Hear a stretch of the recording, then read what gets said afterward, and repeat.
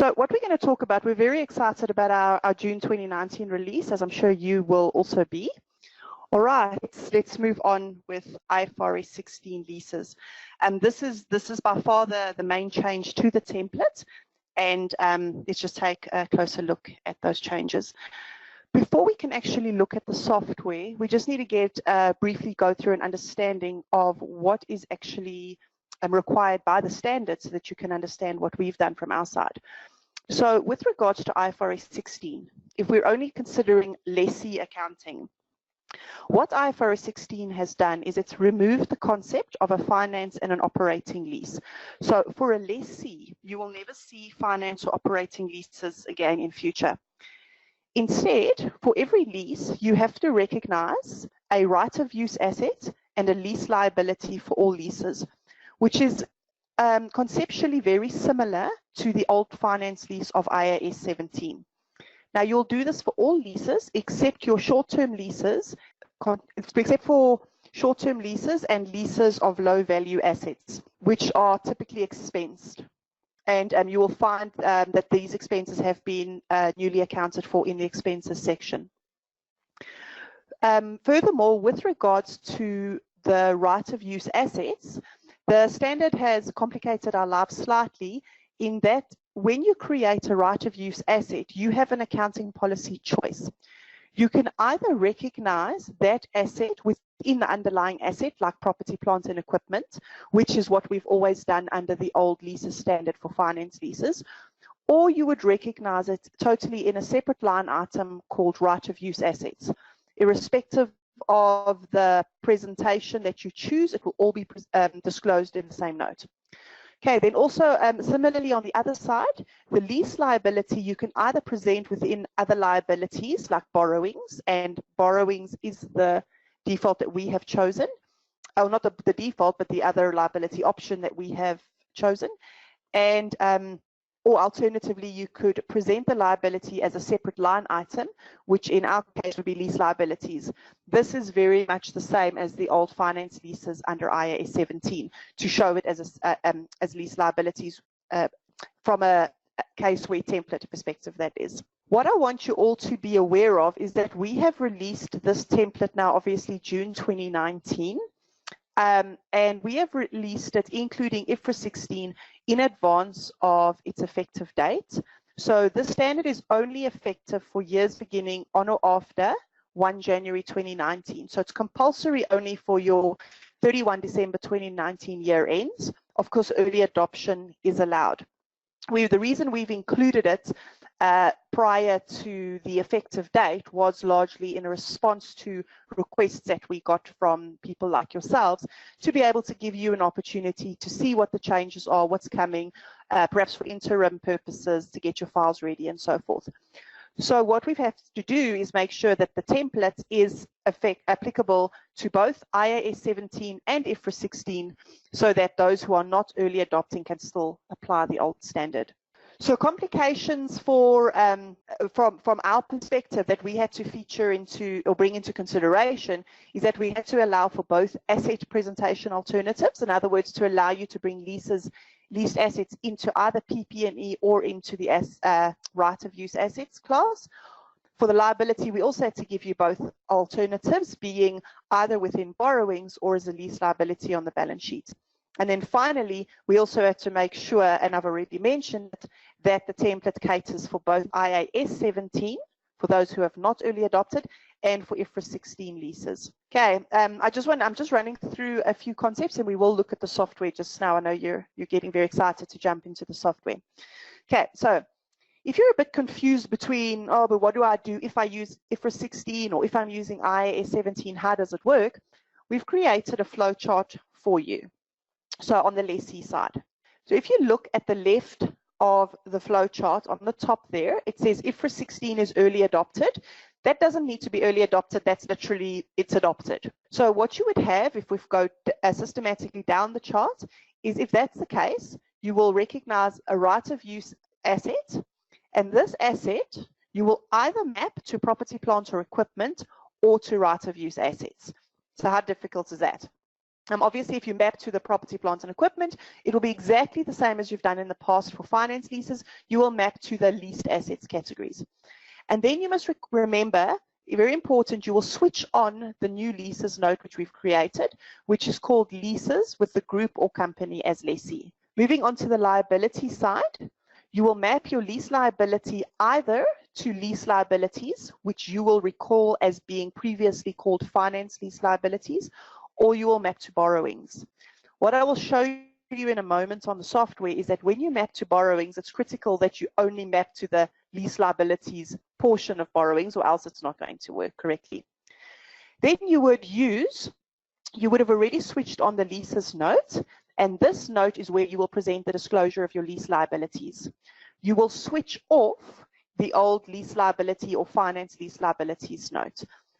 We've retained the old lease liabilities note in the file, obviously for purposes of IAS 17.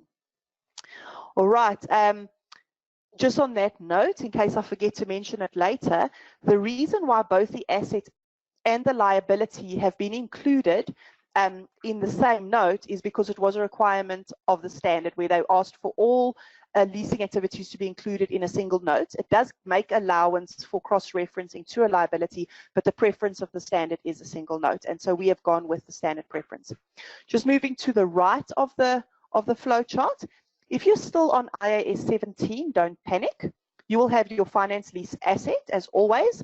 Continue to map it to property, plant and equipment. Do not switch on the leases, the new leases note, so you'll make sure that's off.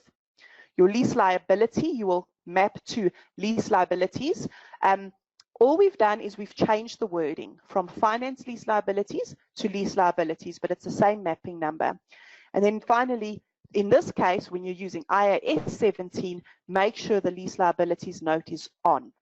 Okay, so I hope that's clear. If you're a bit confused, just keep coming back to this flow chart. Right, so what have we done to the template with regards to lessee accounting? We've given you a new accounting policy, and similar with the past, because we've got two standards which can be used back to back within the template, the old accounting policy is still available. We've created a new line item on the balance sheet, which then obviously has got lead sheets with it for right of use assets. And I've told you already that we've changed the terminology for lease liabilities from finance lease liabilities. We've created a new note, I've mentioned that, for leasing activities, and we've also made some amendments to the cash flow statement. Now, I don't know how many of you, if you want to raise your hands, have been naughty out there, but I think we all know from IAS 7 cash flows that if you have acquisitions of assets from leasing activities, you're actually supposed to exclude the movement in your assets and your liability to the extent that it's additions from leasing activities. Now, I think many of us have just kind of secretly left it in the cash flow statement. I would certainly expect to see, and this is my personal opinion, I'd certainly expect to see the likes of Urba and so on maybe coming down on this and looking closely at this feature or at this disclosure, specifically in light of lessee changes to the lease standard. So what we've done is we've made changes to the cash flow statement, allowing you to bring in, or rather remove from the cash flow, non-cash items specifically to do with leasing. But we'll look at that a bit later on. All right, just a final summary for you. If the entity is a lessee, just bear in mind you have to recognize a right of use asset and a lease liability. So irrespective of which one a right of use asset and lease liability, your right of use asset will either be presented on balance sheet as a right of use asset or within property, plant and equipment, whereas your lease liability will either show on the balance sheet as a separate lease liability or within borrowings. Irrespective of these choices, all of it will be disclosed in the new leases note with group company as lessee. What has changed for lessor accounting? I'm not sure if the standard setters got bored here and decided to give up with making changes. No, I'm just joking. But really, IFRS 16 didn't change lessor accounting significantly at all. So you will still see finance lease and operating lease from a lessor perspective. So just bear that in mind. You will still see your operating lease accruals and so forth, but that's to do with lessor accounting. There's very minimal changes made to the notes from a lessor's perspective. There are additional disclosures, though, in the lease receivables note. We'll get to that. One thing that is quite significant if you are a lessor is that the standard now requires that if you have property, plants and equipment within your entity which you lease out as a lessor, and you lease it out under an operating lease, that these assets must actually be presented totally separately from other PP&E with all the PP&E disclosures. So if, for example, your entity holds vehicles which it uses in the entity but it also leases under operating lease, you actually need to present them separately on your PP&E note, and we have catered for those requirements. So what have we changed? Like I've said, we've put in the new categories in the PP&E note, and we have created the additional disclosure in the lease receivables note. Where can you find the detail of the changes? I'm so glad you're asking so many questions today. Go take a look on the when you download your software, or even on the community, I'm sure you can get hold of these release notes, and in them it details exactly the details of what has been changed. Okay, let's quickly look at the software, because that's why you've all come through this morning. Okay, have you still got your coffee? Does everybody need a refill? It's no time. You'll just have to make do with what you've got. Right, let's start with our balance sheet. As promised, just want to make sure, yep, it's on screen. We have got a line item you can see there for right of use assets. Give my machine a chance, it's just recalculating. So there's your right of use assets, which is a new line item, which we promised. Okay, in my scenario, I've got a very limited trial balance here. I'm going to take us through quickly to property, plant and equipment, and let's see what's new here. Okay, the first thing that's going to jump out at you in the property, plant and equipment note is you're going to see blued out subheadings. The reason for these is for if you're in that scenario, remember we said if you've got assets which you lease out under operating lease as a lessor, that those specific assets need to be presented separately. So what we've done is we've just given generic names. So we've just called it, for example, PPE subject to operating lease arrangements 1, 2, 3, and 4. We've left that in there for you at your discretion to rename as appropriate. So in my scenario, I have got operating equipment. So I would just then, okay, obviously you know how to do that. I just want to pretty up the file. So you would just then change that to equipment, for example, and you will switch on, then you would want to switch on the various subheadings so that it's obvious that your equipment used in the company, let's assume you also had equipment used within the company, is separate from your equipment leased out under operating leases. So you can just, if you want the heading or not, you can just switch it on at an easy click. In my specific scenario, what I want to just mention, you'll see motor vehicles, 420,000. These vehicles are not finance lease. These are right of use assets. Okay, I just want you to be aware of that number to show you where it's further presented. So in my scenario, we have chosen to present our right of use assets within PP&E. As I've shown you, I've just created the additions the normal way as I would. So there's my 420,000 in my current year additions. It's obviously additions through leasing activities, but you're not going to pick it up through the PP&E note. If you scroll to the end of the note, it does make mention to refer you to the detailed leases note, and that is incidentally the note which follows leases company as lessee. So you can work through the first part of the note. I'll just take you through it a bit. You will explain in the first section your major leasing activities, and we have also provided grey blocks with guidance. Please read those blocks. I don't know if grey makes you feel like moving past it because maybe it seems a bit dull, but please do read the grey. It's there to provide you with hopefully meaningful guidance. Okay, so that narrative section, you will just put in your details of leasing activities. Then you get the carrying amount of right of use assets, and it lists, this is a requirement of the standard, and it's going to list your right of use assets, and there you see our motor vehicles coming through. Now I just want to show you what happens if we actually recognize that right of use asset, I'm just jumping to my mappings, in right of use assets rather than in PP&E, and what's going to change. There we go. So I'm just going to now take my assets out of motor vehicles, you notice that it was mapped to the leased component in PP&E, and I'm just going to remove the accumulated depreciation side and then remap that to right of use assets. Okay, that's at cost. So you can see your right of use assets listed the same asset categories as you're used to. Am I sending the right one? So if, apply that, then let's go and see. We expect it to still show in our net, and surprise, it still shows in our net carrying amount of right of use assets, but let's go to the balance sheet. And now it's just obviously moved into right of use assets. Okay, that's what I wanted to just show you. Before I forget, I need to just move it back to PP&E. Otherwise, when I try to show you my cash flow just now, we're going to get confused. Okay, and into leased. Motor vehicles leased. Cost. Perfect. So that was just to show you how you would go about mapping to the various either PP&E or right of use assets, and how wherever you map it to, it's going to still come through to the same leases note. Then you get the additions to right of use assets. This is unfortunately or this is a manual input, so you'll just input how much was the additions in the current or prior year if there was prior year. And then depreciation, you're going to show that the depreciation also pulls through automatically. So in this case, you would have seen our depreciation. I'd just like to show you the various options. Our depreciation is, if we go to operating expenses, you're familiar with this. It was depreciation of property, plant and equipment.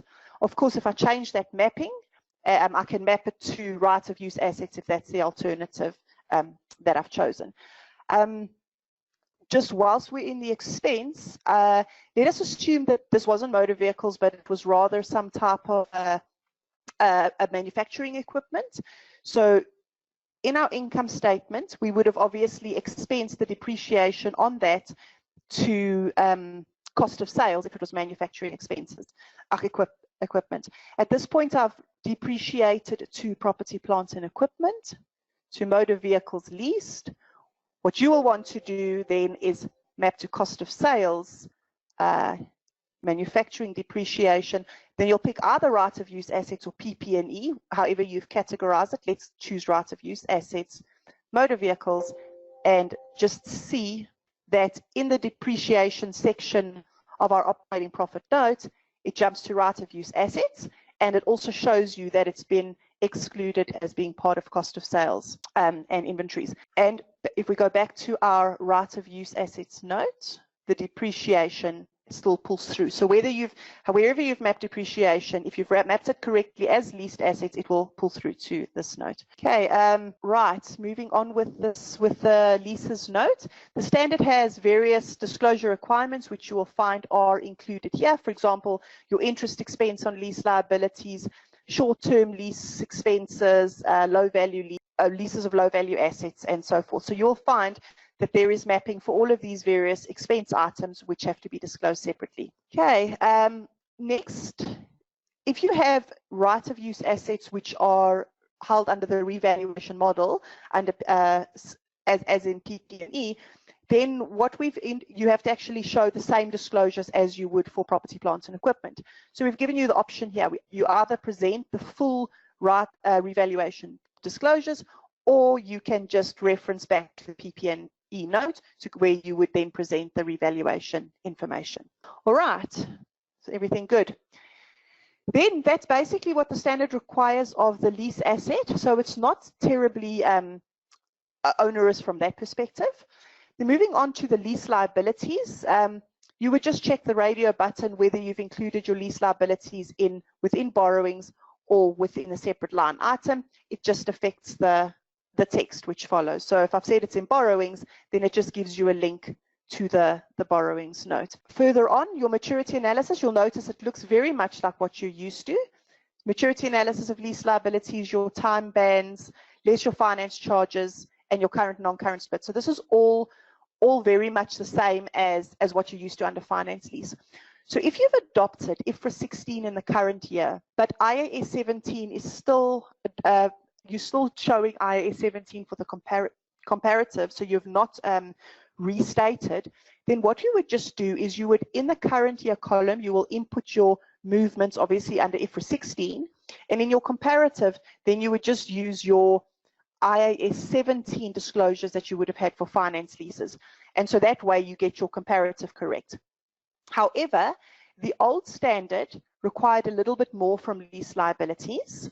So we've got a little section called comparative information under IAS 17, which is literally for that last bit, only for the comparative, the last bit of disclosure which was required by the old standard, which is just to do the time bands on your present value of minimum lease payments. So you would only bring this in the first year, just to the comparative column. Okay, I just want to quickly go through the mapping a little bit on this lease liabilities side. You would have, if we go back to the balance sheet and we go down to our liability. In my example, you can see I have actually mapped to lease liabilities and not to borrowings in this instance. I'll do the change for you in a moment.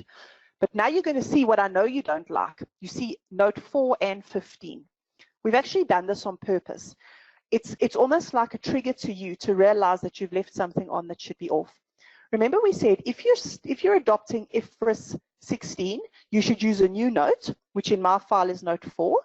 And if you're doing IAS 17, you should use the old note, which is note 15. So if you see both note references on, it means you've accidentally got both disclosures open and something has to be closed. So in my case, I'm on IFRS 16. Even if my comparative is IAS 17, I will still turn off the old note. So I'm going to now actually jump to the old note, and it's literally the old note. I'm just going to switch it off to make sure the disclosure is correct, and I'm only showing the disclosure for IFRS 16 because I have adopted it. Okay, back to our balance sheet liabilities. And okay, so that's happy. We're happy. It's just one item here. Let us see what happens if we map it to the borrowings instead of to the lease liabilities. Just want to tidy up my mapping a bit. Okay, so we want to say in our liabilities, let's go non-current liabilities. We've currently mapped to lease liabilities, but we want to rather present within borrowings. Let's go to borrowings, and notice at the bottom, lease liability as a lessee. If you map to any of the other categories, it's not going to work correctly. So we're going to map that item, we're going to apply, and our balance sheet should disappear. There we go. So now it's included in our borrowings. Let's go take a look at the borrowings note. Here you see that tick box on the side similar to PP&E again. So we've got one for security, secured loans, unsecured loans, and there we go, lease liabilities. So if you would prefer to just separate your lease liabilities from your other normal loans, then you could just check the subheading on or off as you wish. And there's your 396,000 included in borrowings. And later on in the note, it actually refers you to the lease liability, the leases note for details, further details of leasing activities. And we jump back to the liability section, so I can just show you the 396,000 is still there. So irrespective of whether you map through borrowings or through finance lease liabilities, it comes through to your leasing note. Okay, we spoke about the comparative. And then there's just a few, if you've got future cash flows which are not included in your lease liabilities or reflected in the liability, typically from variable leasing payments, we've included a narrative section for you that you can use. All right, so that's really the gist of the balance sheet note. I'll take you to the lease receivables. Remember I said now, we'll just get your mind in the right place. Lease receivables is if you are a lessor under an operating lease, so you will still see finance lease receivables. If we jump to that note, it's still very similar to what you're used to. The standard has just changed the time bands literally to be per year. And the standard also requires a bit more information about your risk exposure from leasing activities. So we've added that section. And that's the most on the balance sheet side. Income statement, you'll notice this is typically just in the notes. For example, if you go to other operating income, you would find in operating income, you would find items like variable lease income on finance lease receivables or variable operating lease income not based on an index or rate. So all your new income statement items have also been catered to. I just want to show you the expense side before we look at the cash flow statement. In the expenses, you will see leases. Now you will notice operating lease charges here, and you're going to say, oh, why is that there? Remember, if you're still on IAS 17, you still need your old operating lease charges, so we've kept that for you. At the bottom, there's a new section for your IFRS 16 lease disclosures, which is your variable lease payments, short-term leases, and low-value assets. And again, we'll exclude what would have been in cost of sales if, for example, your short-term leases or low-value leases are manufacturing in nature and they would have been included in cost of sales. You would have mapped it to cost of sales, and then it would have brought it in to the expense and removed it again as being part of cost of sales. Right, that should be everything here. Let's go and take a look at the cash flow statement. Remember, we emphasized earlier that cash flows, if you've acquired, for example, property, plant, and equipment, and it was through leasing, it is not a cash flow. You did not, there was no cash flowing when you actually acquired that asset. It should not be included in the cash flow statement. So what have we done? You will notice, I'll illustrate it in one section and it pulls through to all the impacted leasing sections. You will see there, blued out, purchase of property, plants, and equipment. This is the old line which you are used to. It calculates in exactly the same way. It's followed by another blued out line. It will never print for excluding non-cash purchases of PPE, for example, additions through leasing. And this would really be any other non-cash item that you can think of, you would put in here. And then finally, the print line is the purchase of property, plant, and equipment, which just takes the previous two lines into account. So in essence, if you don't have any exclusions, the top line is literally just moved down by 2 rows, which will print. So in our case, I said we purchased 480,000 Rand of vehicles through a finance lease. So we have to exclude it from the cash flow because currently the 620 is pulling through from my additions and includes that amount. So we'll take out 480,000 very simply, and beautiful as that, our cash flow only shows the true cash purchases of 140. But now, of course, you're out of balance. Then you should realize it's because there's another side to this transaction liability. So if you go down to the lease liabilities, it would be borrowings if you had done it through borrowings. But we have, oh gosh, did I know? Let me just map back. I just want to stick to my example. Our leases were mapped to lease liabilities, not to borrowings. Okay. So back in the cash flow, we should see a movement on lease liability. There it is. Okay. So there we've got, it's very similar to what you're used to. If you just go and you find a place, net movements in lease liabilities, this is going to literally pull through the total prior year to current year movement. You will exclude your non-cash movements to be left with only the true lease payments. So in the current year, it's showing that net movement is 396, but actually I must write back 480,000, which was the lease move, the acquisition, and I'm left with only 84,000, which was literally just the payment portion of my lease liabilities. Okay, and then you would see similar, and of course the movement lines don't print. You will see similarly on borrowings. I want to show you that it also works similarly on receivables. There we go, finance lease receipts. So similarly, if you do lessor accounting and your finance lease receipts, you will also exclude non-cash movements. Let's say there was an 80,000 addition to a finance lease receivable, and in the net response, there was only actually 3,000 cash flow. Okay, I hope that provided you with some kind of insight. That's the basics on the balance sheet, income statement, and cash flow. I can quickly, I see I've still got a bit of time, so let me take you to the accounting policies just to show you that they are there, we haven't lied. So if you go to leases, you will see, please open up the drop downs, your leasing information. So company as lessee with some radio buttons on your accounting policy choices that you're going to have to make, okay, as you go along. So I'm going to let you work through that. I think that's self-explanatory. And There's also leases comparative under IAS 17. That is your note, if I just scroll down, your accounting policy that you will apply if you're still on the old standard. Finally, let us go to the changes in accounting policy note, which I've already switched on.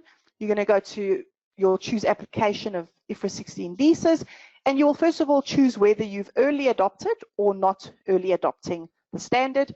And then again, you will just work through the note, switching on and off paragraphs as they're relevant. Okay, so if you're a lessor, remember that you have got, you can have obviously still, it's not obvious, nothing on IFRS is obvious. As a lessor, you can still have a finance and an operating lease. So let's go and see. So nothing has really changed from the template perspective in that regard, because it's still like, for all intents and purposes, the same as the old standard. So if you go to your balance sheet, you will still find, sorry, I think I might have jumped through this a bit too quickly earlier. You would still find a finance lease receivables. What you used to, and you will still find your operating lease assets and accrual as has always been there. So finance lease receivables, you will see the note. You still have your maturity analysis of payments, but the time bands changed. So instead of having 1 year and then 2 to 5 and 5 and up, for finance lease receivables, the standard actually wants literally per year up to the 5th year, and then from 6 years onwards. So that's more or less the same, except for the time bands. And then we've added the standard requires, and you'll see in the gray, there's gray user guidance, just to tell you that you need to provide information about your risk exposure as a lessor. So if you've perhaps leased out an asset and the user is only allowed to, let's say it's a vehicle, and the user is only allowed to drive the vehicle for 100,000 kilometers over the lease term, and then you would say, to prevent us or to protect our risk exposure here, if the user goes beyond, we will charge an additional variable fee for every kilometer in excess, something like that. But basically, we've just given you a text section where you're going to talk about that risk.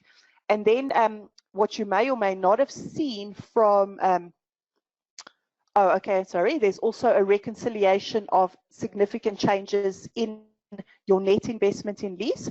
Remember, the net investment in leases, that's essentially your lease debtor, your finance lease receivable, minus also gross debtor, minus the unearned finance charges. The standard doesn't specifically ask for a reconciliation. It asks for an explanation of significant changes, which you could include in the above text section. Or we thought it would be nice, because we know how accountants are and they like to see how numbers work. So we thought that we just allowed the alternative to put in your net investment in leases as a reconciliation, and you can actually type in movements. For example, there was a significant lease that was entered into the current year, or whatever it may be. And then there are a few extra items, like if you're a manufacturer lessor, you would show your selling profit or loss on finance leases, and you would show variable finance lease income, which pulls through to this note, but you've always shown that. And no, sorry, I lied to you. I think that variable lease income might be new, if I remember correctly. And then, of course, interest income. This one we've always shown, we've always had mapped, but now we just bring it into the note just to almost complete the leases disclosure for you. What you would also see, I'm not going to go into this because this is from the previous release on financial instruments, is that obviously you're going to have credit risk and then your other risk types within the finance lease receivable because of financial instruments disclosures there.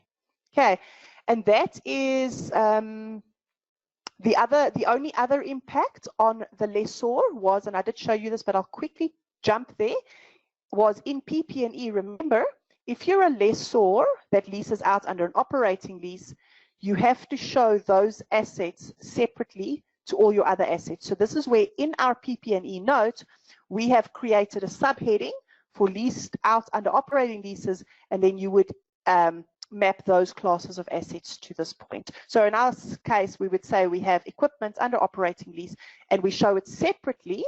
Oh, my mouse doesn't want to move. Separately from our other office equipment. There's obviously new accounting policies for the lessor as well. I don't know if it's necessary to, perhaps I can just show you where it is. So if you're in the leases accounting policy, I've already expanded company as lessee, you see, and then that talks to all the lessee detail, and then you've also got company as lessor, and it will give you the requirements under the new standard for the lessor, which, as I've said, very much aligned to what it used to be. Perfect. Thank you very much for listening, and I will hand you back over